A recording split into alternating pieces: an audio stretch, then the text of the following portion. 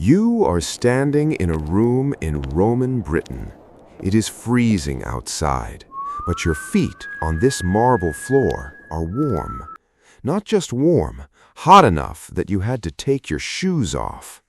There is no fire in this room, no flame you can see, but 2 feet below where you are standing right now, something is burning, and it has been burning for 6 hours straight. You don't know it yet, but the same heat warming your feet is also filling the air around you with an invisible gas, one that has no smell, no color, and no warning. The Romans called this comfort. We call it carbon monoxide poisoning. This is the Hypocaust, the world's first central heating system, built nearly 2,000 years before your thermostat existed. A furnace burns underground. Hot air and smoke flow through a hollow chamber beneath the floor, then up through hollow bricks inside the walls. The entire room, floor and walls, becomes the heater. It worked brilliantly. It also, occasionally, killed the people it was warming, and almost nobody talks about that part. This isn't speculation. You can walk into the evidence right now. In Pompeii, preserved by volcanic ash for 2,000 years. In Bath, England, a system that heated public baths for centuries. In Trier, Germany, a Roman palace where archaeologists found hypocaust systems that ran continuously for over 300 years without a single redesign. 300 years. Your modern boiler is lucky to last 15. Roman engineers understood radiant heat so completely that it took the rest of the world nearly 1,500 years to rebuild what they already had. We didn't improve on this idea for over a millennium. We just lost it. Here's what almost never gets mentioned in the documentaries that romanticize this. The Romans had no concept of carbon monoxide.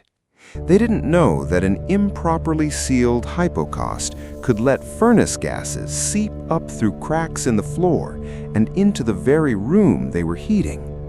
There was no detector, no alarm, no warning smell. Just a slow, invisible risk that came with every winter night of comfort. Modern radiant floor heating descended directly from this system, solved the problem by switching to hot water pipes instead of burning gas underfoot.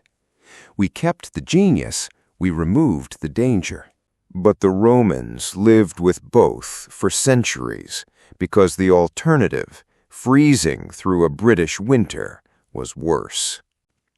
You felt the good side of this before. Step into a nice hotel bathroom and the floor is warm under your feet. That's a hypocaust, just with copper pipes instead of brick chambers. The Romans invented the luxury. We just made it safe. Here's why it worked so well, and it's beautifully simple. Heat rises, always. Heat a room from a vent near the ceiling, and the warmest air collects exactly where nobody is sitting. Heat the floor itself, and warmth rises directly through the space where human bodies actually exist. The Romans didn't need a physics degree to know this.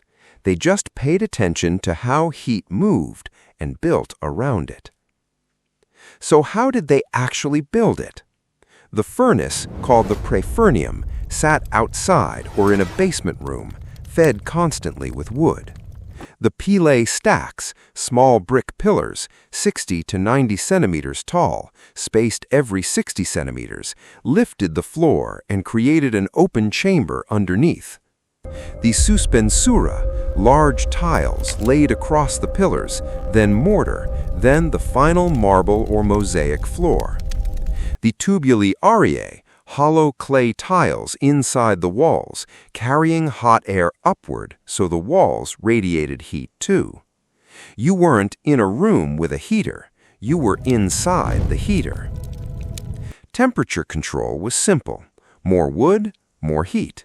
Some villas connected multiple rooms to a single furnace network with channels that could be opened or blocked, a primitive zone heating system 2,000 years before smart thermostats. Here's what historically went wrong, and it matters because it's the reason this system disappeared.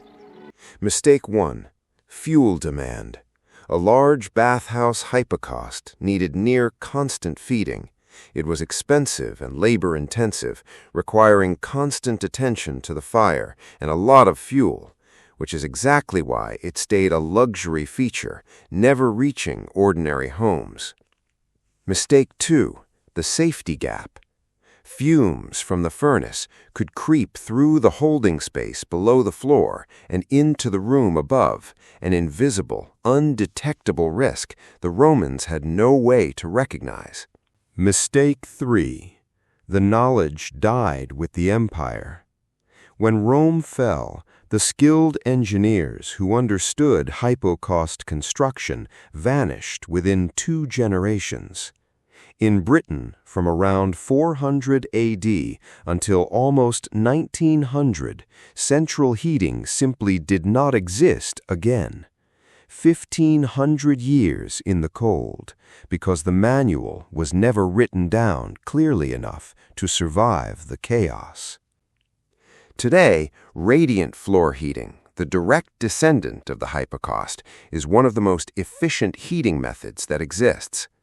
It uses 15 to 40% less energy than forced air systems for the same comfort. It runs on wood boilers, solar thermal or geothermal loops.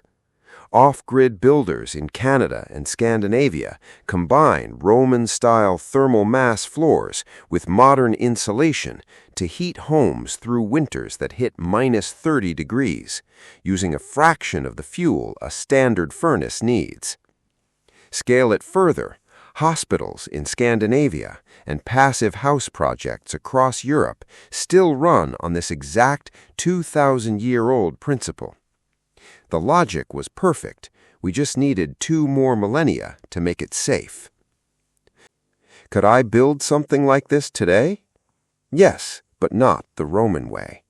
Modern radiant floor heating uses hot water through PEX pipes or electric elements, no combustion, no carbon monoxide risk.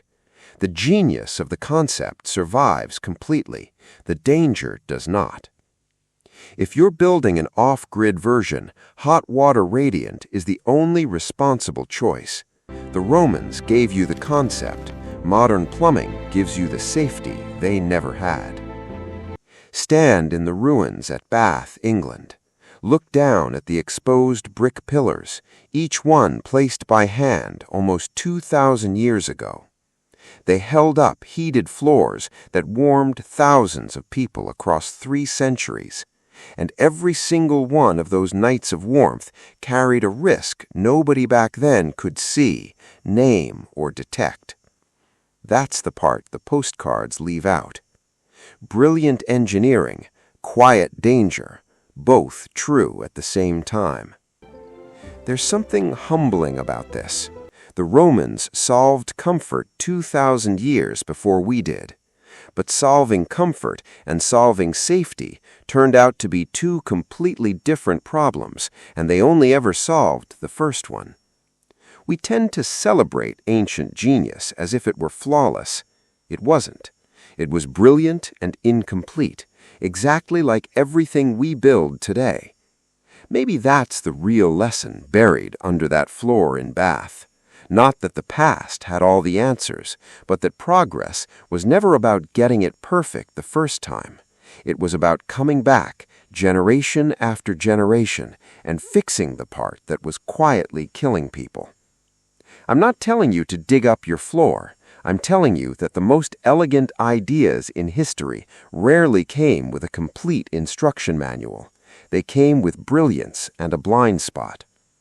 If this changed how you think about ancient wisdom, the next file in this archive is about water, a system the Persians built that moved water across deserts for 3,000 years with 0 pumps, 0 electricity, and 0 hidden dangers. That one they got almost perfectly right.